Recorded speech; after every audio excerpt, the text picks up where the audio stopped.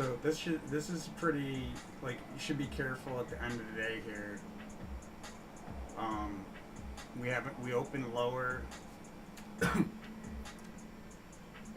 Oof, maybe even like really lower because there's that unicursal there. It could just mean that there's an important price level there, but I think it probably means we open notably lower. Especially because this, when we look at the 1 month, so it was difficult. This was a difficult day to read because we have like out of this decline of move from the bottom of the range all the way to the top of the range. But then when I look at the seventh, I mean middays there's the breakout card, but there's not a lot to go on there.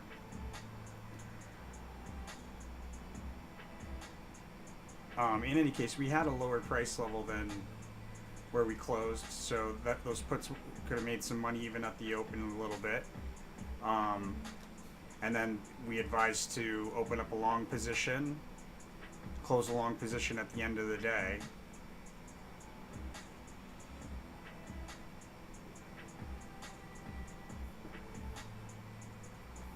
I mean, the trade card is advising to trade around the end of or the completion of a rally, so that definitely helps. The high is a failed attempt to break through key resistance. We've got this key resistance here. And the low formed within a sideways S formation. Well, technically it's backwards. We need to see another decline here to fulfill the sideways S, really. Oh no, sorry, there it is, look. Sideways S at the low. Boom.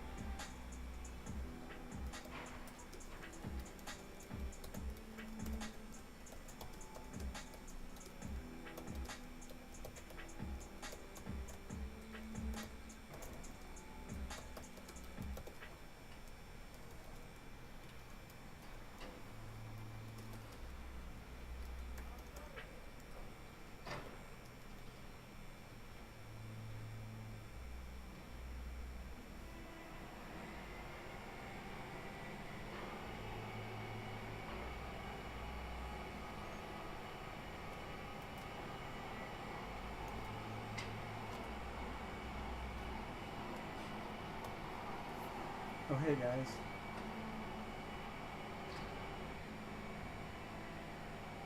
Oh, it's definitely coming.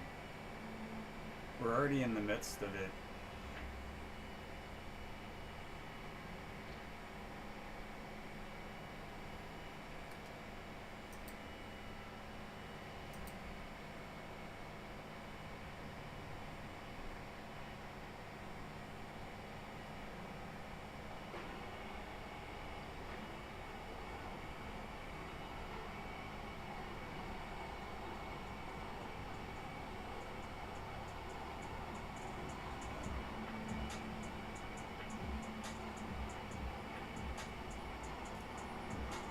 Probably around these levels here. Well, no, that's the base of this. What is this?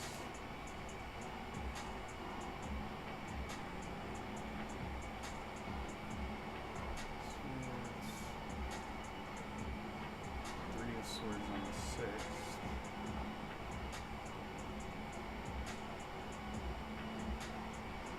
Yeah, at the end of the day.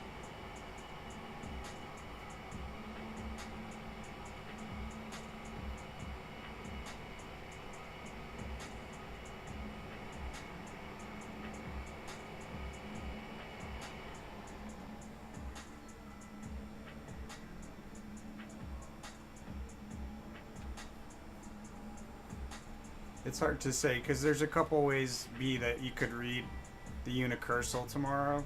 Unicursal, there's a couple of things. So I think you could probably open up a short position right here for an overnight trade. Um,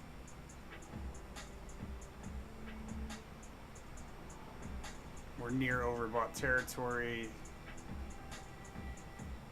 We've got less than a half hour left. We might see a little bit higher, but this is a good price level to open up a short position, like an at the money put, because it's difficult to determine. I wouldn't do an out of the money put if that's why you're asking, B. It's difficult to determine because the unicursal could mean a couple things. It could mean we had a drop overnight. It could mean that there's a drop in the pre-market, or it could mean that this price level at the open, this resistance level here at the open, is a key, like, technical price level that when we have our next multi-day decline, will decline through. My sense is that it's one of the first two options. Probably we open lower, like notably lower, but if not, then there's probably a decline in the pre-market.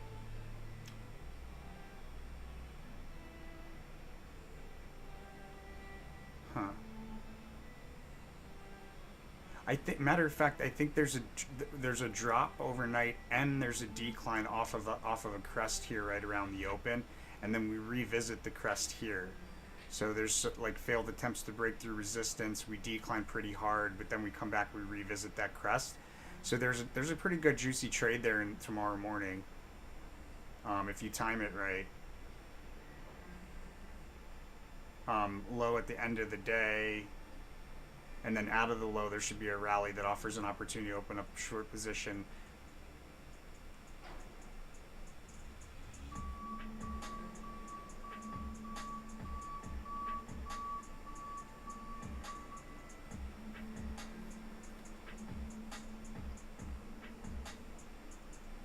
I mean, like, uh,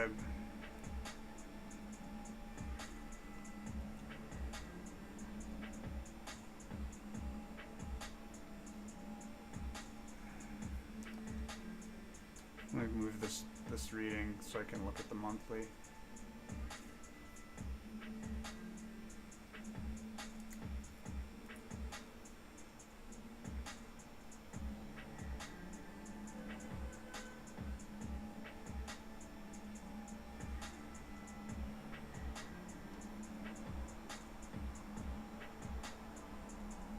There's a sharp drop at the end of the week. Um,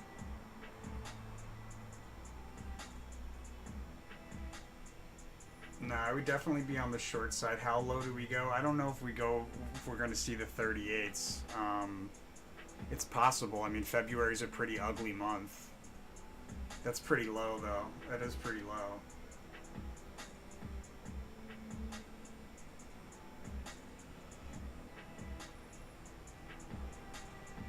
There's a good shot we could see like the 390s. Probably see the 390s.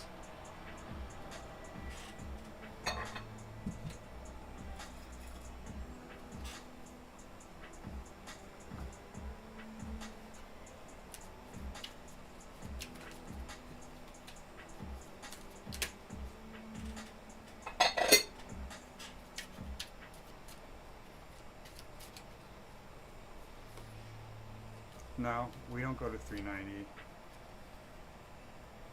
Not in the near future.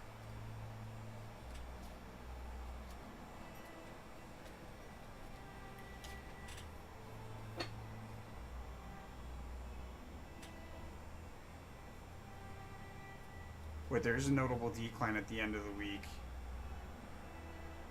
We revisit a support level that was recently a past opportunity.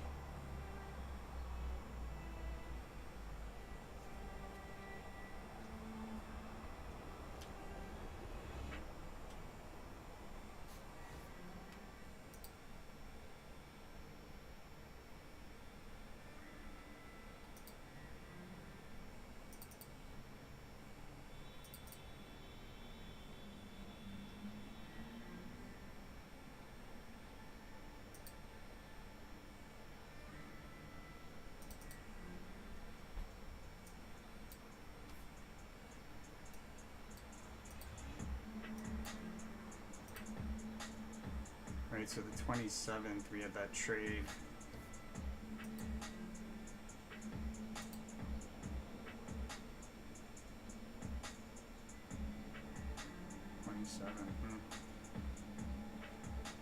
Following day, then let's see. That was definitely a little off there, but 27. We were off really by a day. So the 30th trade opportunity, even so on the 27th, still a good opportunity to open up long position as explained, and then close it on the second, third. Open up short position. No, we're going to see lower levels, guys. We'll probably see a really deep decline here at the end of the week. I don't know. It's the wrong time for influence for me to be answering questions like that.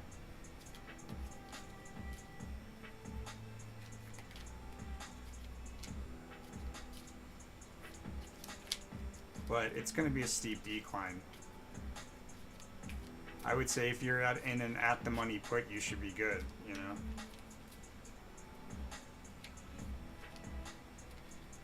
As long as you don't like end up buying like an out of the money put that's like way too deep and the movement doesn't get to it, like that would suck. That's happened to me so many times in my early trading. Ugh. I'd be right about the move, but I have opened up a strike price that made it irrelevant, the move irrelevant, you know. So in any case, I feel pretty strongly this is another opportunity in here to open up a short position for a very quick trade.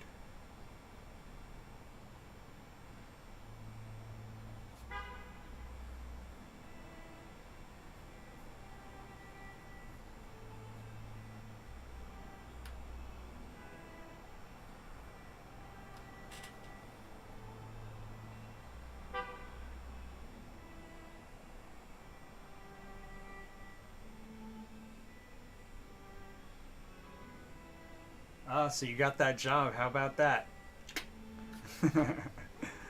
Good. Congrats, my man. I think we're probably already in the midst of a decline. It just appears like we're in the uptrend, but really that peak that we had on the second was the beginning of a downtrend. I think we could see 390. Look at the one year, right? Because we have prominent lows for the year in March, in early March, end of February, early March, And there's a notable move into them. Looks like a notable move.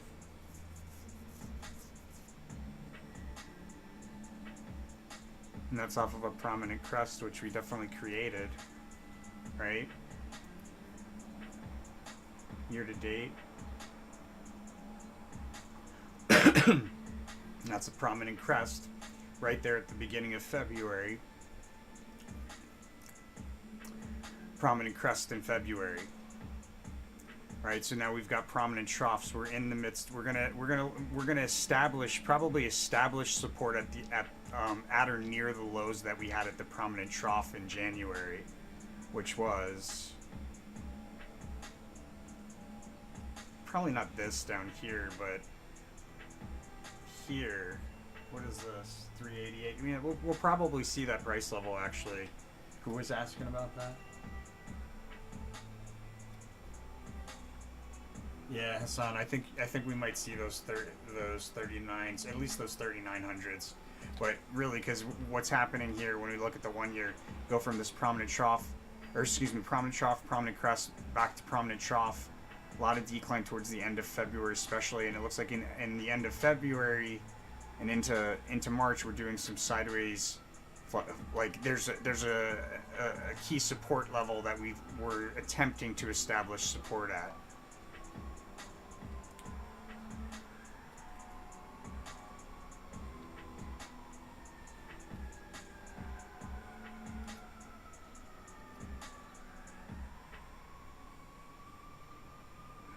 And there's a notable breakout in April. Like on a 1 year kind of scale. At least temporarily. I've been good, man. I'm definitely gonna. My taxes are gonna get filed late. I'm so busy. I know it's happening. I already know it's happening. Ay. Yeah, patience pays off, my friend.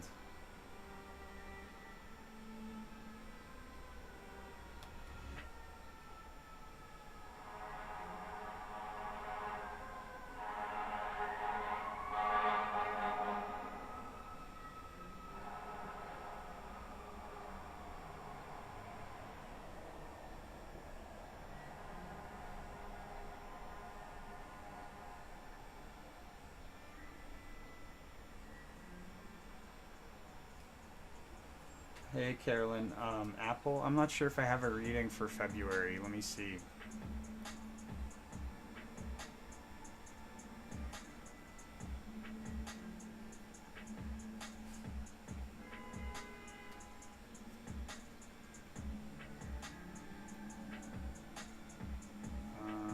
Where am I going? Okay. I started daydreaming.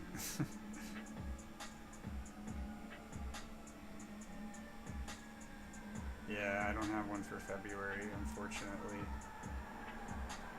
Take a look at the 1 year.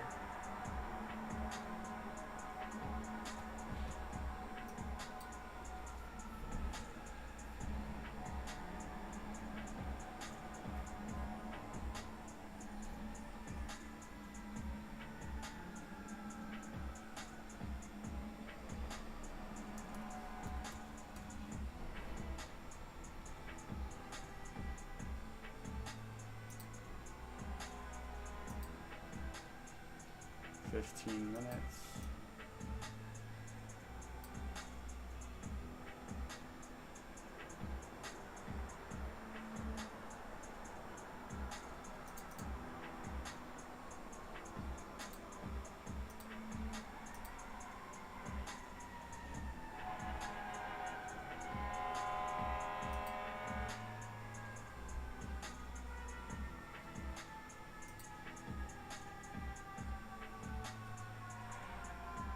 Yeah, so pretty fast, sudden move higher, and then it ends in January, ends with a failed attempt to break through resistance we expect to break through because we tested it before. And then sort of a decline, then we have a reversal. There's a fake out in February.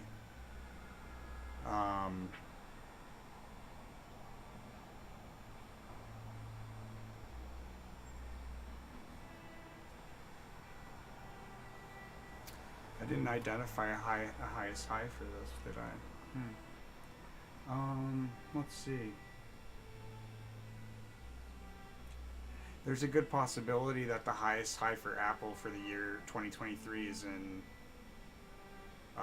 March. It's a good possibility there.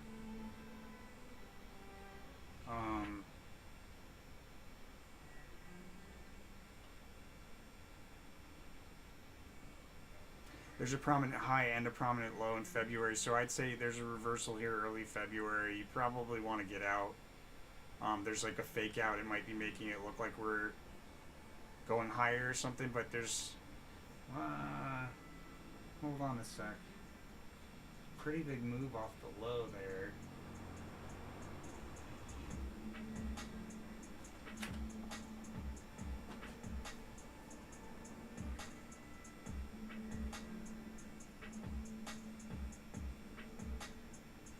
I wish I could be more help, Carolyn. This ruin right here is not my friend. In this position, when it's in the opposite direction, it's very much my friend. In this direction, it's not so much my friend. And it looks like there's a big move to the upside at the end of the month, but that's in the midst of some erratic behavior. I'd probably stay in it. And ride it out. It's looking, and there's some sort of merger or acquisition in early March that's going to take place.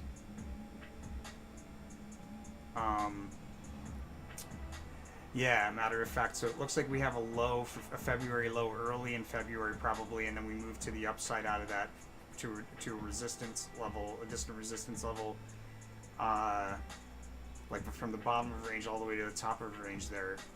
Then there's a reversal, erratic behavior throughout the month, and there's at least one big move to the upside somewhere in the second half of the month of February, but that's in the midst of erratic behavior. Right on the cusp, there appears to be another move to the upside, a pretty significant move to the upside, the cusp of February, March. And then there's a resistance level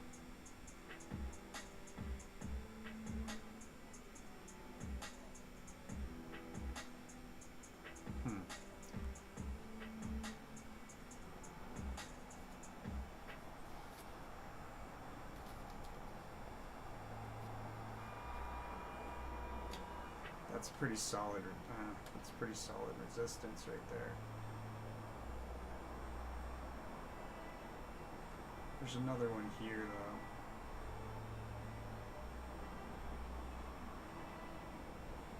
We probably see like 159, 160 in March.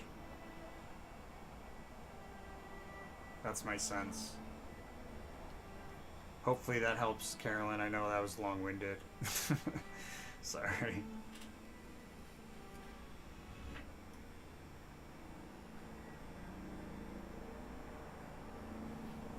DNUT.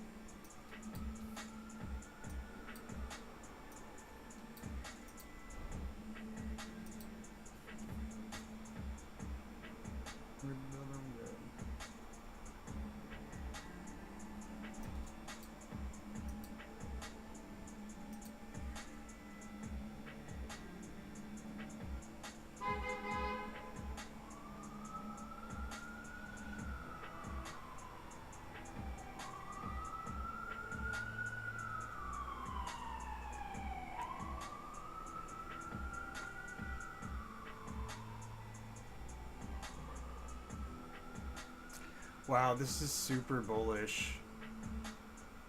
I see things in this now that I hadn't learned when I did this reading that I've learned since. I mean, on a long-term scale, not on a 1 year scale, but like there's a higher price level. There's a low here, right? And there's a higher high in 2024. It looks like I have a lower low, but there's probably a higher high in there too. Either that or right at the end of the year, there's a notable like it's the highest price level. So I'm gonna revisit this DNUT 1 year because I've learned a lot since I did it. In any case, we have a notable low there.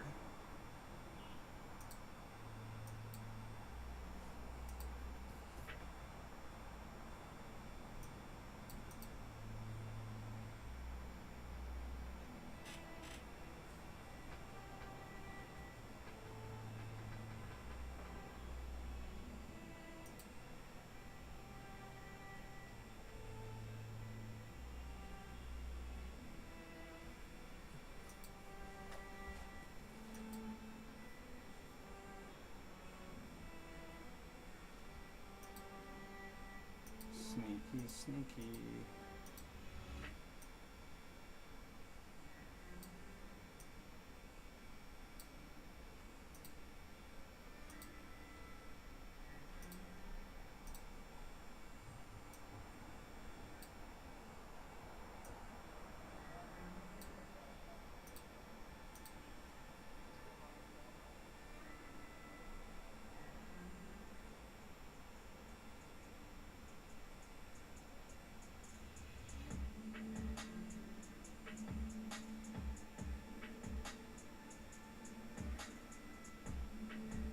It's a pretty interesting. It's a breakout and a failed attempt to break through resistance. So it's probably a temporary breakout.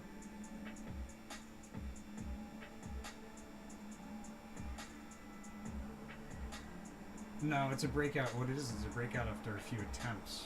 That's what it is. It's a breakout after a few attempts, failed attempts to break through key resistance. So I think at the end of the month bullish, you could probably get in here. This wouldn't be an awful place to get in. Another place that might offer a good opportunity would be on the 13th.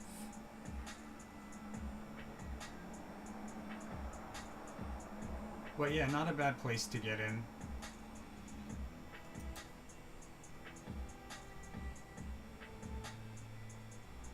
And so whatever this resistance level is that we failed to break through a few times, it's probably the same resistance level that we deal with here in March.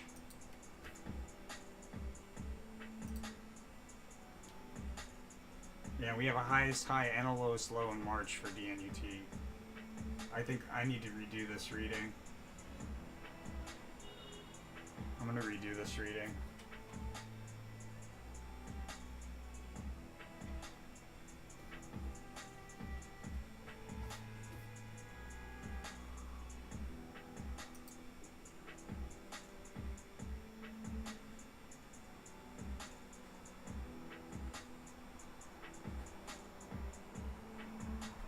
Oh, you were talking about Apple? Shit.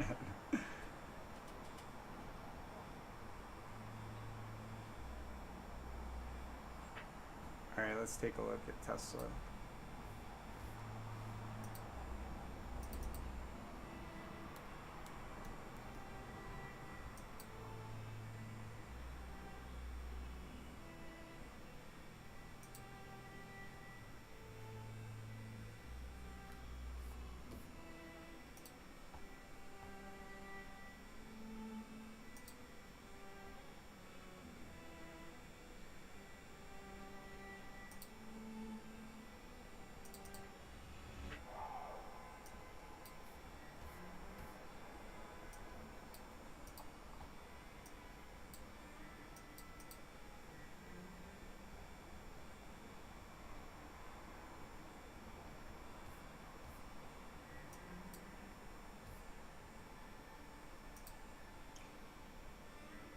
Long tomorrow and closing on the 16th.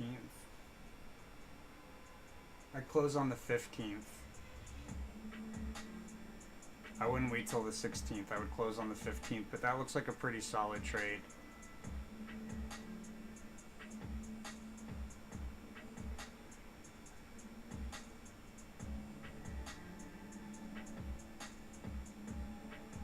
Yeah, there's a sharp drop there. I'd say that's a pretty solid trade, Carolyn.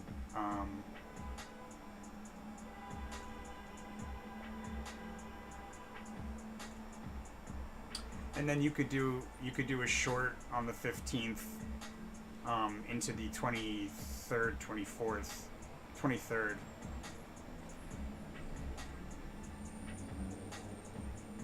Or more prudent would be on the 21st to exit. But that's a solid trade. I approve.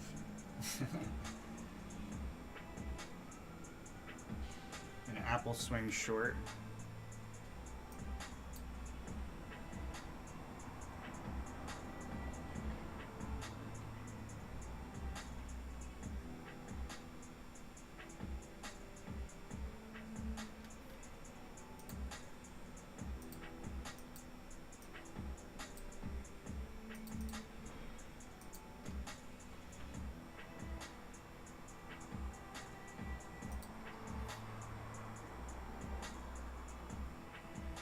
Where did my Apple go?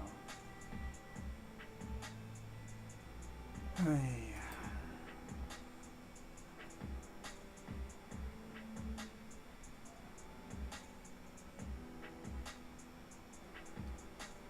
Oh, I don't have a Fed. Right. So swing short. I think probably there's going to be quite a bit of there's some wild behavior ahead. And some trickery around the high, so I'd say probably there's a good opportunity here, but it's tricky because you have a high and a low, a prominent high and a prominent low for the year, both within close time proximity to the February low. So obviously the February low and the low, the prominent low for the year are the same low, but they're within close time proximity to a prominent high for the year too, which we're seeing. I think probably, yeah, that's probably, to go bearish might be a good call. I wouldn't stay bearish for long though. Hey Mark, welcome.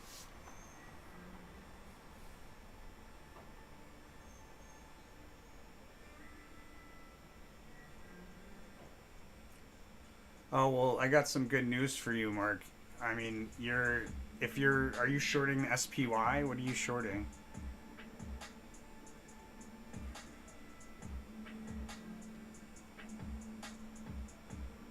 Like we've got, excuse me. We've got a pretty significant drop coming up at the end of the week here. I think we probably open lower tomorrow.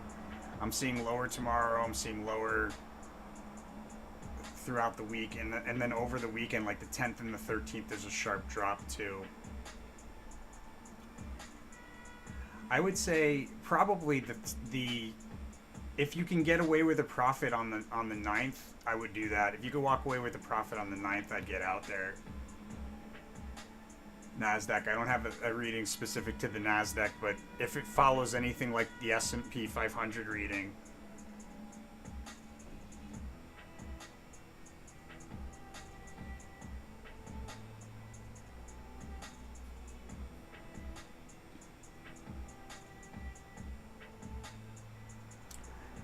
yeah, it's looking more like February's ugly though. It ends up being February, Hassan. February's looking ugly, especially the end of February, or middle to end of February. But let's see.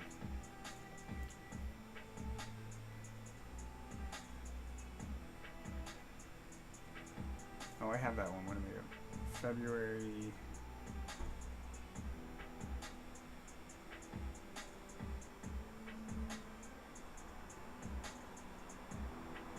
No, the trade, Hassan, the trade is...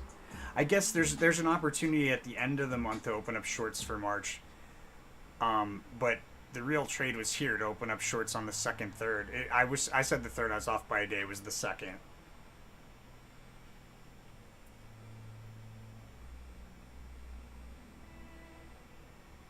Yeah, so if it's anything like the S&P 500 mark, it's looking pretty ugly the next few days. Oh, that's donut. Where to go? Ah, yeah, it's looking pretty ugly. We have some lows. So, um, with the ninth, the decline on the ninth offers an opportunity to open up a long position. So we probably have some like choppiness. We revisit a low that we establish here on the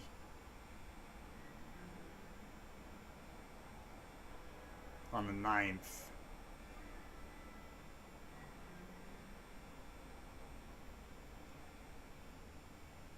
And then we probably visited a few more times, but it's not. I don't think these are lower lows. I think this is we kind of like meet it there. Um, the sharp decline that this ruin card is speaking of is the 10th and the 13th. So I mean, you could risk it, and maybe this 13th ends up being lower. But the prudent SO meta trader would probably, if they could get a profit here, probably exit here, and then I'd probably look to open up a long position that I would close on the 24th.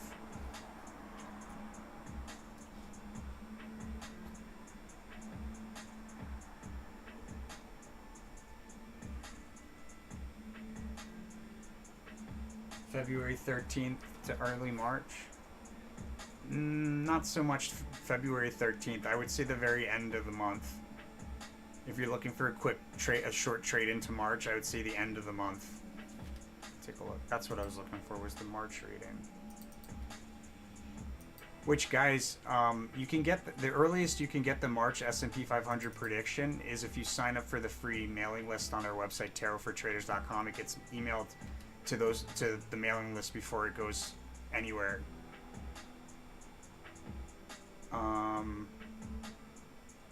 Man, I'm so daydreamy today.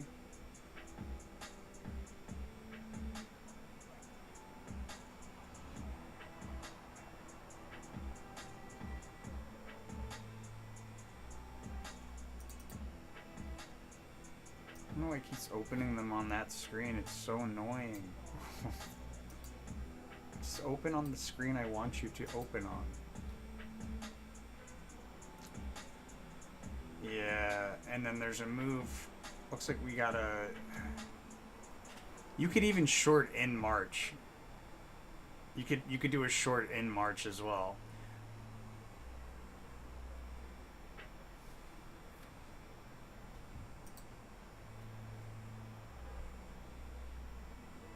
So Mark, what you want to look for when you're exiting, to give you some extra help here,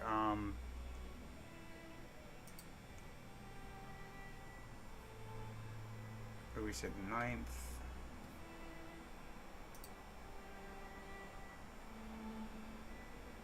So there's going to be a support level that we revisit on the 9th, like a key support level, at least on the S&P 500. There'll be a key support level that we revisit on the 9th that was recently a past opportunity. So when we've met like that kind of criteria, that's where I would say is the opportunity to open up the long position. But there's a notable decline, so don't be hasty. Let's look at the 9th.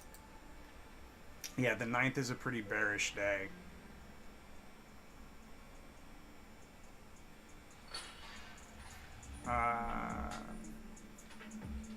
Although the 10th actually looks like it might be better.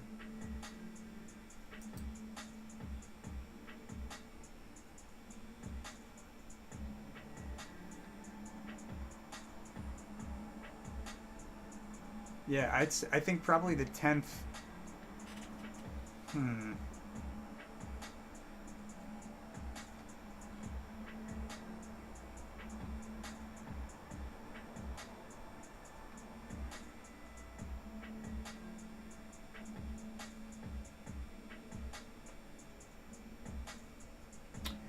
Yeah, if you can get out for a profit on the 9th, that's what I would do. But there's some more opportunities. It looks like if it seems like it's too early to get out, you might have a better opportunity on the 10th.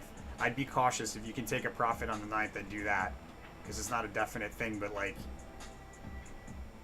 it might make sense to wait a little longer because of that decline on the 10th, 13th.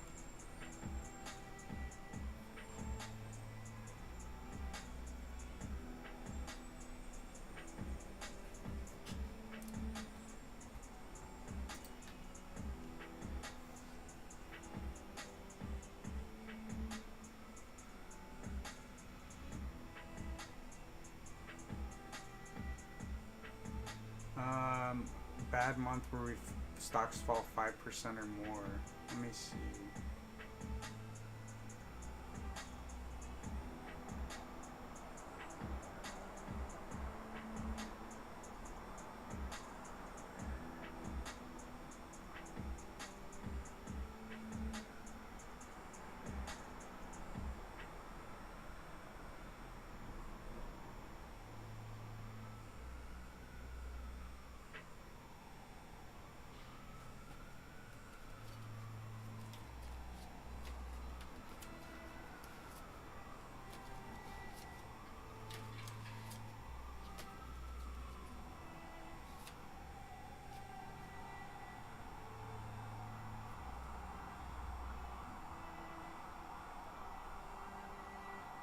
I don't really see a month like that, to be frank. If it did happen, it would probably be April, May, March, April, May, somewhere in there. But I don't see like this mega drop anywhere. There's no unicursal. There's no like stacked up amount of bearish cards. This is pretty bearish. But even so, it's not standing out to me like a huge decline. Yeah, that could make sense, Mark. That's a good idea. All right, my friends, I'm gonna roll. It's that time. Thank you so much for watching. And I'll just reiterate the rule of karma since we got the new guy here, Mark. Rule of karma. So what we do. All this information is going out free, right? It takes a lot of time. It's not like I pull it out of a hat. Like each of these readings takes several hours to do. So what I'm looking for is people that are going to take 5% of the profits that they make from this information and pay it forward to somebody who needs it, doesn't see it coming, and then 5% of the profits back to the channel. That's how we continue to go. I don't trade. If you guys notice, when I trade, it usually ends up being bad. How ironic is that, right? Like, when I'm wrong, it's usually when I'm trading. I should stop saying that out loud because I'm creating it, but that's part of my psyche that needs to be changed. And then whatever you spend the remaining 90% of that profit on, make sure you spend it out of love. Universe will send it back to you tenfold in all directions. And that's the rule of karma. 5%, 5%, 90%. All right, guys, I'll see you on the next one. Thanks for watching.